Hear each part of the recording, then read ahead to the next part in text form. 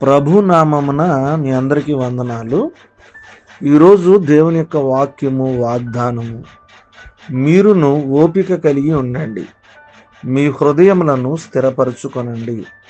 యాకోబు రాసినటువంటి పత్రిక 5వ అధ్యాయము 8వ వచనం. ప్రియమైన దేవుని బిడ్డలారా, మన జీవితంలో ఓపిక కలిగి ఉండమని పరిశుద్ధ గ్రంథం చాలా స్పష్టంగా తెలియజేస్తూ ఉంది. క్రైస్తవ జీవితంలో ఎప్పుడైతే మనము ఓపికను కోల్పోతామో మన జీవితంలో మనం దేవుడు ఇవ్వబోతున్న ఆశీర్వాదాలను పొందలేకున్నటువంటి స్థితులకు మనం వెళ్ళిపోతూ ఉంటాం.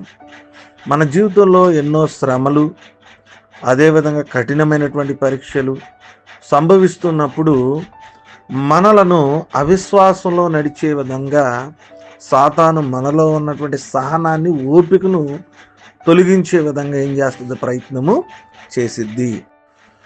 శ్రమల వెనకాల శ్రమలు మన చుట్టూ అల్లుకుంటూ మనల్ని అంతకంతకు బలహీనపరుస్తూ ఉంటాయి. కానీ దేవుడు మనకు వాగ్దానం ఉంది కదా, ప్రభువు మన హృదయాన్ని స్థిరపరచుకోమని చెబుతున్నాడు కదా. ఏదైతే నువ్వు దేవుని దగ్గర నుంచి ఆశిస్తావో దేవుడు అది ఇస్తానని చెబుతూ ఉన్నాడు కదా. అది పొందుకునే వరకు ఎన్ని శ్రమలు కలిగినా ప్రియమైన దేవుని బిడ్డలారా, నీ ప్రయత్నాలు కాస్త ఆలస్యమైన ఓపికను కోల్పోవద్దు. ప్రభువు నమ్మదగిన వాడు, ఆయన వాగ్దానం చేసింది ఖచ్చితంగా ఇస్తాడు. ఓపిక కలిగి ఉండి హృదయాల్లో స్థిరత్వాన్ని కలిగి ఉండి దేవుడు నాకు ఇస్తాడన్న నమ్మకత్వంతో ఓపిక కలిగి ఉన్నప్పుడు గొప్ప కార్యాలు మనం పొందుకోగలుగుతాం. అట్టి కృప దేవుడు మన అందరికీ అనుగ్రహించును గాక. ఆమెన్. మహోన్నతుడా మీకు స్తోత్రాలు, మహాపరిశుద్ధుడా మీకు వందనాలు.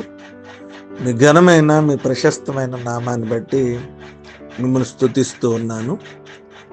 నాయనా, మమ్మల్ని ఎంతవరకు కాచి కాపాడి మమ్మల్ని నడిపించినందుకు మీ స్తోత్రాలు తెలియజేస్తూ ఉన్నాను.